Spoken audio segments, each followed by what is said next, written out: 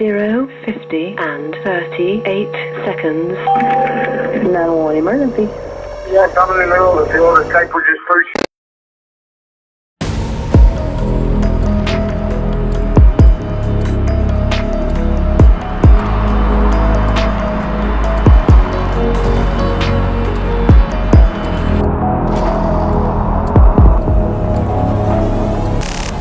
À minuit 30, le 9 août 2013, un homme nommé Kyle Lawson est endormi dans sa chambre avec sa femme. Ils sont chez eux à San Angelo, au Texas, quand son téléphone portable sonne et ça le réveille. Kyle regarde qui l'appelle, voit l'identifiant de l'appelant et voit que l'appel vient de son frère de 26 ans, Brandon.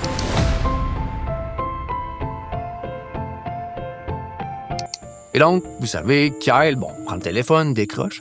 Mais avant même qu'il puisse dire « Allô », son frère dit qu'il a besoin d'aide. Et là, il se lance dans une espèce de grande histoire qui sonne, complètement folle. Il dit à Kyle qu'il est en train de conduire vers le nord sur l'autoroute 277, qui est cette route de campagne à 2 voies, totalement déserte, qui traverse l'ouest du Texas. Et que 3 hommes sont en train de pourchasser Brandon. Et en plus de ça, Brandon dit à son frère que, vous savez, il essaie de s'échapper de ces hommes, mais son camion est sur le point de tomber en panne d'essence. Et donc, ce qu'il veut que Kyle fasse, c'est de venir tout de suite, au milieu de la nuit, le rencontrer en genre de secret, pour lui passer un bidon d'essence pour que Brandon puisse officiellement s'échapper de ces 3 hommes-là. Mais pendant que Kyle écoute ça, il n'est pas vraiment inquiet. En réalité, la réaction de Kyle à tout ça, c'est d'être tellement agacé par Brandon parce qu'après avoir entendu son histoire, une histoire assez frénétique que Brandon lui raconte en plein milieu de la nuit, il est certain qu'il n'y a pas 3 hommes, que plutôt son frère Brandon est juste, disons, défoncé, encore une fois, et qu'il hallucine. Qu'il est en train d'avoir un épisode induit par la drogue, une psychose toxique. Donc Brandon, on comprend, a un historique d'usage de méthamphétamine. Il est clean depuis les 6 derniers mois environ, il travaille sur lui, essaie d'être un meilleur partenaire pour sa fiancée, la Dessa, et aussi un meilleur père pour ses 4 enfants. Mais juste 2 jours avant, Brandon a aussi appelé Kyle. Mais c'était pour demander à Kyle s'il savait où il pouvait se procurer de la drogue. Maintenant, Kyle n'a pas immédiatement dit « va à tel endroit, appelle telle personne, si tu veux, de la drogue. » Au lieu de ça, il a essayé de dire à Brandon de quoi du genre « fais pas ça, t'es supposé être clean, tu devrais pas te défoncer, tu t'en sors bien, continue comme ça. » Mais il est à peu près sûr que Brandon n'a rien écouté de ce qu'il a dit parce que depuis cet appel-là, même si Kyle lui a donné aucune source pour s'acheter de la drogue, il se dit que Brandon a dû tout simplement trouver quelqu'un et aller en chercher quand même parce que son comportement pendant l'appel était juste complètement fou en général. Bref, tout ça pour dire que Kyle se dit que Brandon est probablement juste défoncé. Parce qu'encore une fois, Kyle pense pas que Brandon est vraiment en danger. Il pense juste que c'est une hallucination, une psychose toxique. Brandon ne se calme pas. Il devient de plus en plus anxieux et il continue à parler de ces 3 hommes-là qui gagnent du terrain sur lui. Finalement, Kyle dit juste « Écoute, Brandon, t'as rechuté. C'est tout ça qui se passe. » Et comme Kyle s'y attendait, Brandon dit qu'il n'est pas défoncé, dit qu'il n'a pas consommé de drogue. Il continue juste à supplier Kyle de venir l'aider avant que ces hommes-là le rattrapent. Comme viens me donner de l'essence, j'en ai absolument besoin pour m'échapper, s'il te plaît, aide-moi. Kyle se dit que Brandon a fait ses propres choix, vit ses propres responsabilités, les propres conséquences de ses gestes. Il se dit qu'il ne devrait pas faire du babysitting pour son petit frère, mais en même temps, Kyle, même s'il lui en veut, il aime beaucoup son frère. Kyle décide, il dit « Je vais aller sur l'autoroute 277, je vais trouver Brandon et juste le ramener à la maison pour l'aider. » Donc il dit à Brandon qu'il arrive tout de suite et il raccroche. Environ 45 minutes plus tard, Kyle conduit vers le nord sur l'autoroute 277 avec sa femme sur le siège passager et leur fils de 4 ans à l'arrière. La femme de Kyle voulait pas qu'il soit dehors au milieu de la nuit à gérer son frère fou tout seul. Donc elle a insisté pour qu'elle vienne et a décidé d'amener leur fils avec eux. Donc pendant que Kyle conduit sur la route, il garde un œil pour essayer de trouver le camion de Brandon à quelque part. Maintenant, pour vous mettre la scène, on peut dire que c'est une autoroute déserte. Très déserte. Il n'y a pas de trafic dans les 2 directions. C'est juste des plaines ouvertes, avec quelques petits buissons, des petits arbres par-ci par-là, mais dans l'ensemble, c'est une grande zone ouverte.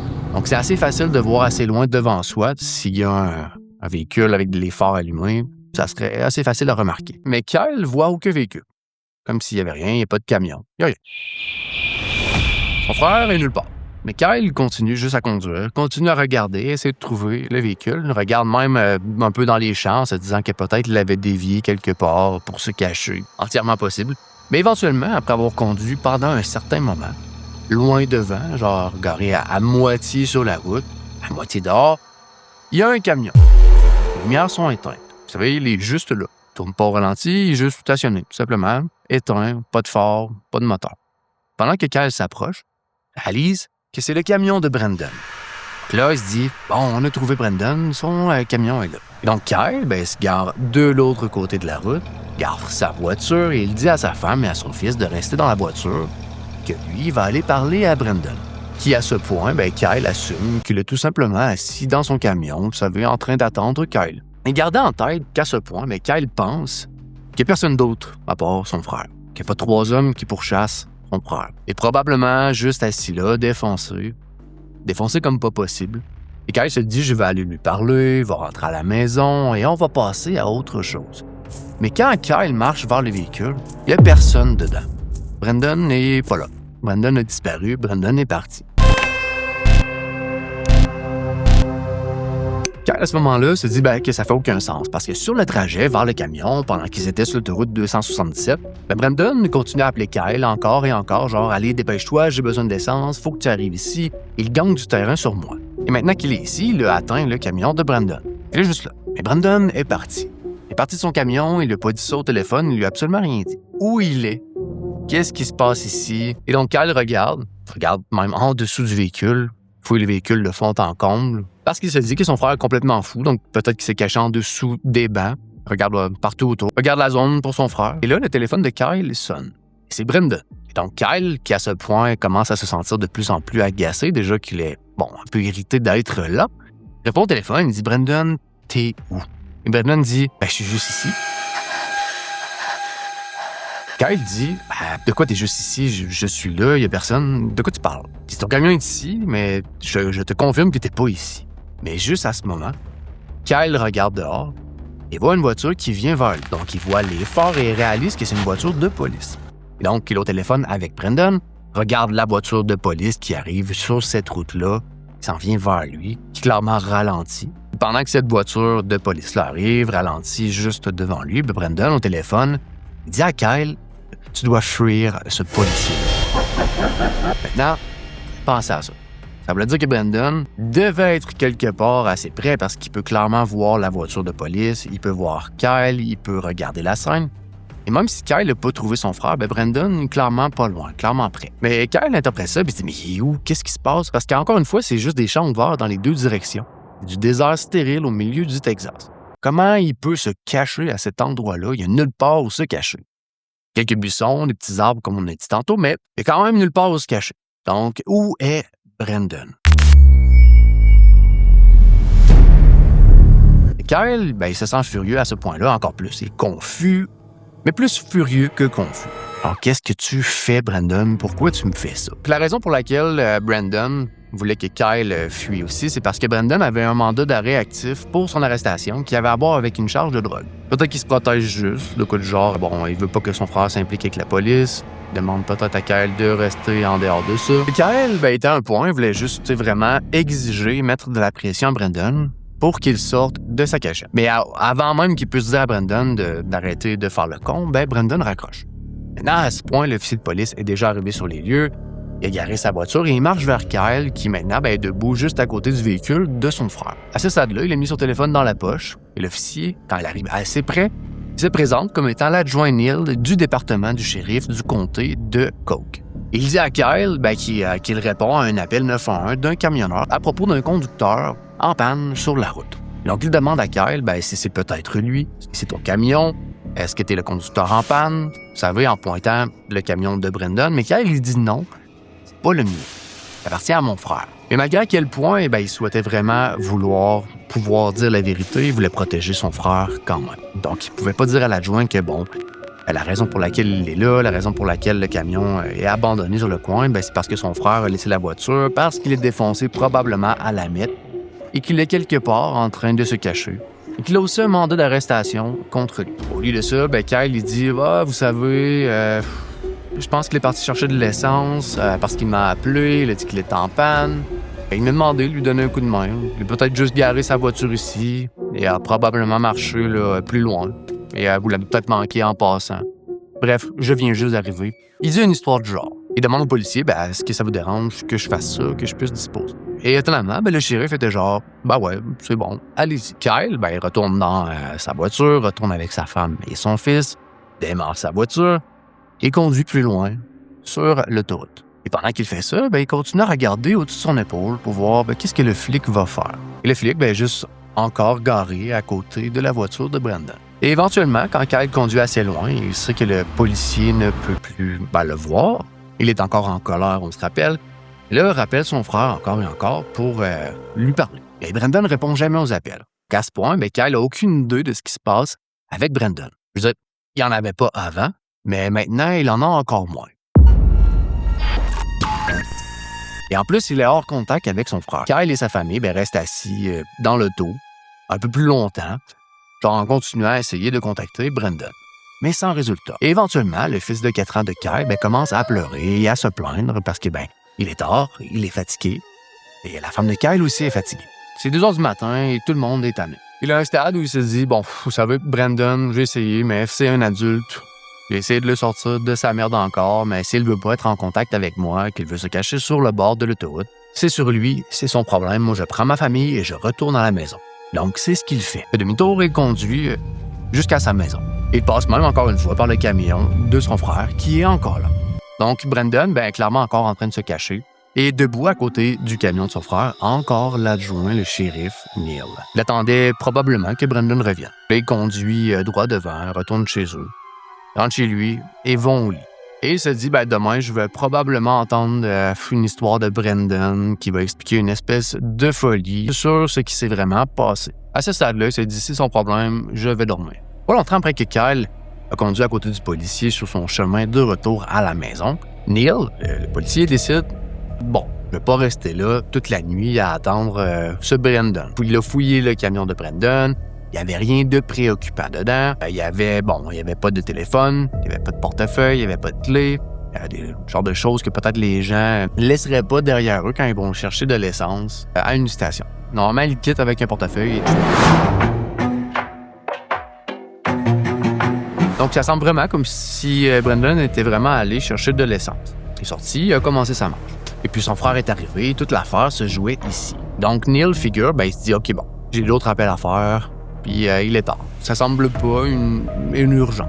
Il tend la main dans son camion, allume ses clignotants d'urgence. Puis il verrouille toutes les portes et les ferme, puis il monte dans son propre véhicule et il part.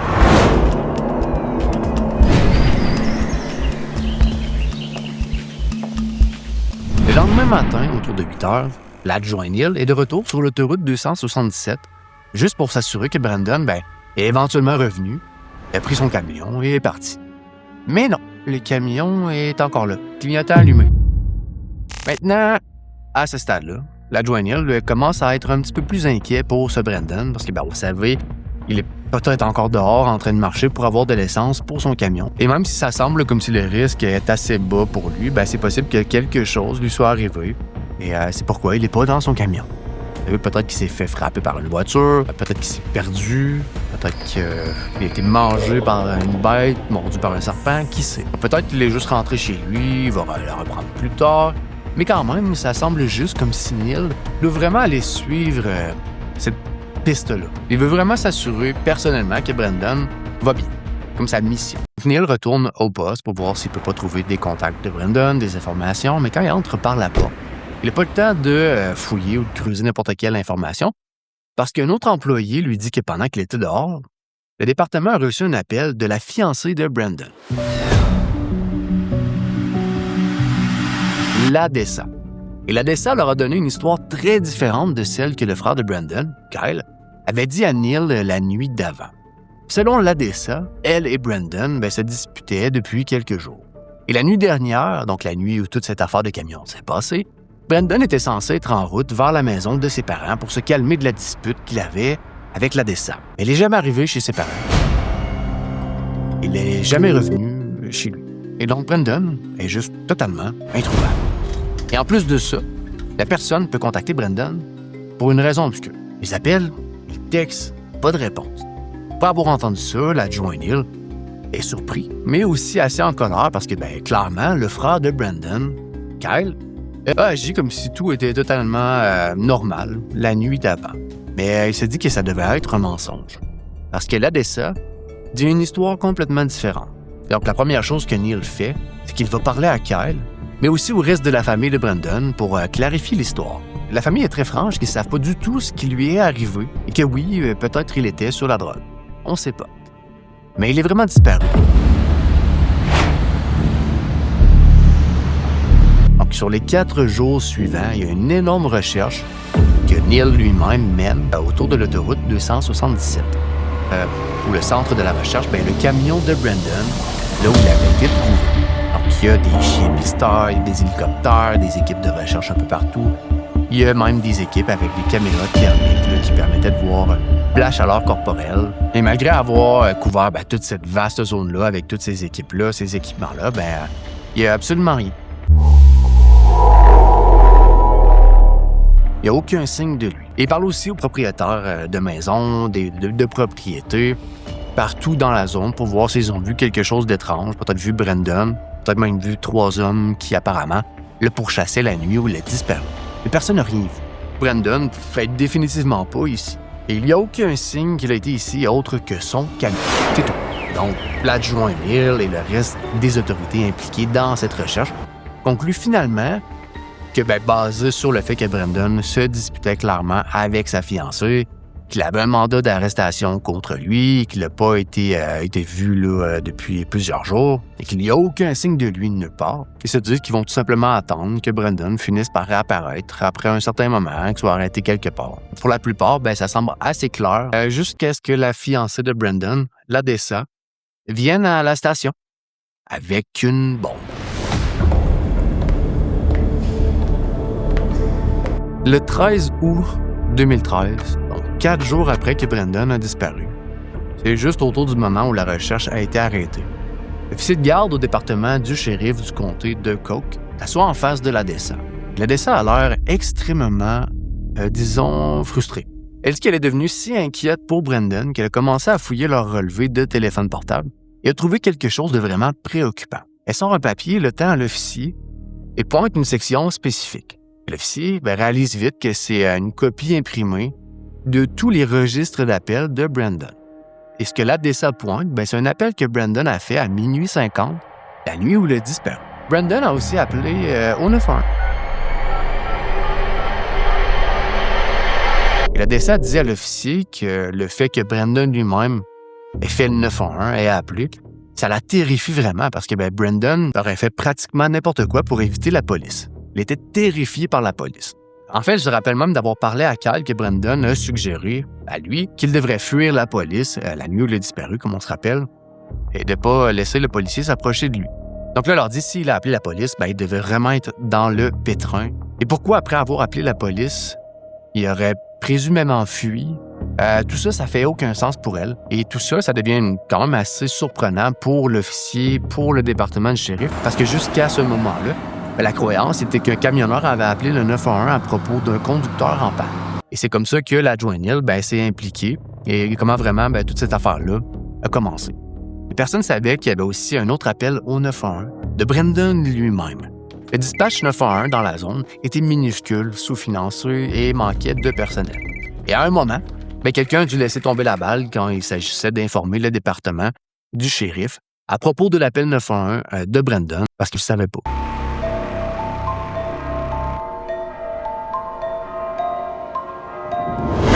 Qu'ils savent que Brendan a appelé le 911. Là, ils décident d'entendre l'appel eux-mêmes, naturellement. Le département du shérif contacte le dispatch 911 et il leur envoie un enregistrement audio de l'appel de Brendan. Et quand ils l'écoutent, ils sont choqués. Parce que, Brendan sonne 100% comme s'il était en danger imminent. C'est pas comme un appel à bas enjeu d'un conducteur en panne. C'est quelqu'un qui pense qu'il est vraiment en péril. Et deuxièmement, si vous écoutez attentivement, vous pouvez entendre la voix d'une autre personne en arrière-plan, du côté de Brendan, avant que ça coupe. 911 emergency. Yes, I'm in the middle of the field. The Staple just pushed some guys over. Right here going towards Javelin on both sides. Not sure if they're out of gas. There's one car here. Got chasing to the woods. Please hurry. Okay, now run that by me. I'm not talking to him. I actually ran into him.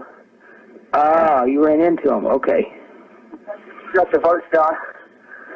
Do you need an ambulance? Yeah. No, I need the cops.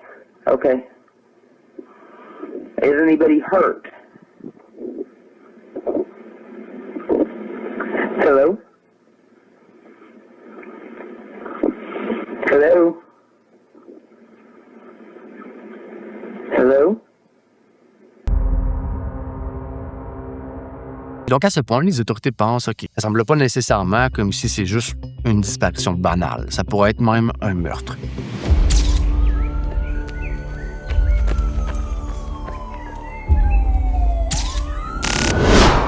Ils n'ont pas de corps, mais l'idée qu'il y a une autre voie et qu'il parle d'être pourchassé dans les bois, il y a des hommes qui viennent pour lui. Je veux dire, cet enregistrement audio donne beaucoup de légitimité à cette thèse-là. Et donc, la recherche qui venait juste de finir est vite, reprise.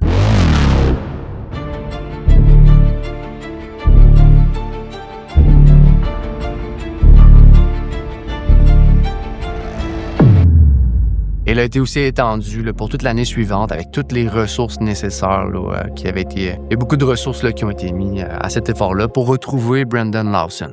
Mais il le trouve pas. Il n'y a aucun signe de lui, il est juste complètement parti, disparu. Les policiers regardent partout autour de l'autoroute 277, partout où était le camion, mais il n'y a rien du tout. Donc finalement, le cas Brandon devient un cold case.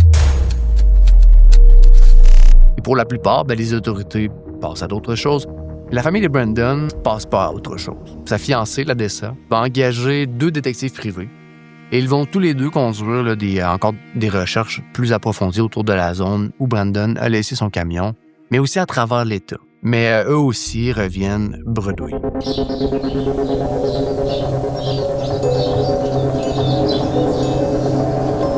Et pendant que les années passent sans réponse, la disparition de Brandon finit par un peu générer de nouveau de l'attention. Ça commence à être dans des émissions de télé, on commence à en parler dans des podcasts. Les gens ont toutes sortes de théories sur ce qui s'est passé. Peut-être que Brandon était vraiment défoncé, peut-être qu'il hallucinait, qu'il errait quelque part. Il s'est peut-être fait attaquer par des animaux sauvages, ou peut-être qu'il était vraiment pourchassé par 3 hommes qui l'ont kidnappé et qui l'ont tué.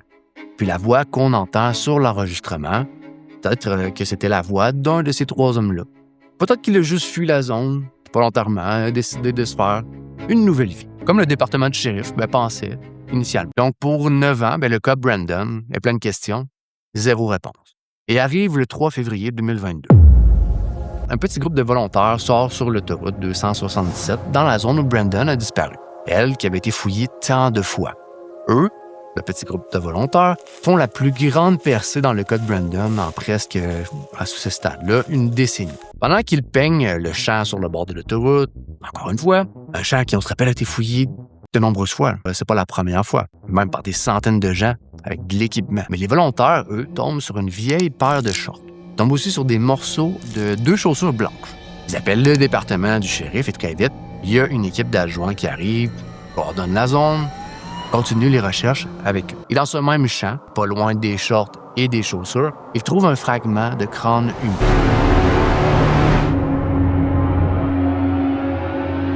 Il y a des tests d'ADN qui confirment en mars 2022 que le fragment de crâne appartient bel et bien à Brandon Lawson. Maintenant, on pourrait penser que de trouver les restes de Brandon répondrait à au moins certaines questions sur sa disparition, qui n'est plus une disparition à ce stade-là, mais en fait, disons que ça rend l'affaire encore plus étrange parce que la zone où le crâne de Brandon est trouvé est tout près de son camion, à côté. Et ça avait été fouillé à maintes reprises. Il y avait des caméras thermiques, il y avait des chiens pisteurs, des hélicoptères, des centaines de chercheurs. Et personne n'a trouvé ça. Et souvenez-vous, au bord de cette autoroute-là, c'est pas une forêt épaisse. C'est une espèce de champ plat dans l'ouest du Texas avec rien d'autre que de l'herbe, des plantes cactus, des arbres un peu éparpillés. Disons que c'est un endroit assez facile pour trouver un crâne, ou un morceau de crâne. Bref, ou des souliers, ou des shorts, peu importe. Pourtant, le fragment de crâne n'a jamais été trouvé pendant toutes ces recherches-là. Ni les shorts, ni les chaussures. Ça semble juste complètement improbable.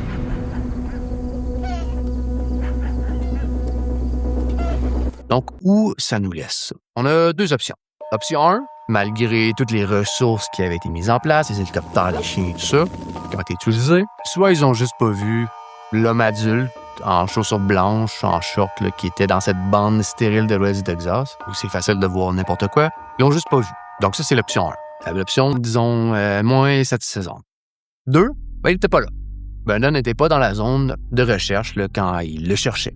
Il était ailleurs. Et si vous croyez l'option 2, la question devient en fait où était-il? Et pourquoi il a appelé le 911? Il aurait fui pour aller ailleurs? Où était Brandon? Puis aussi, même si on répond à cette question-là, comment son fragment de crâne et ses vêtements sont retrouvés à nouveau dans la zone de recherche 9 ans plus tard? C'est un mystère assez profond sur Internet. Et à ce jour, il n'y a aucune réponse. Alors, j'espère que vous avez aimé cette vidéo. J'en ai plusieurs autres sur ma chaîne si jamais ce type de contenu-là vous intéresse.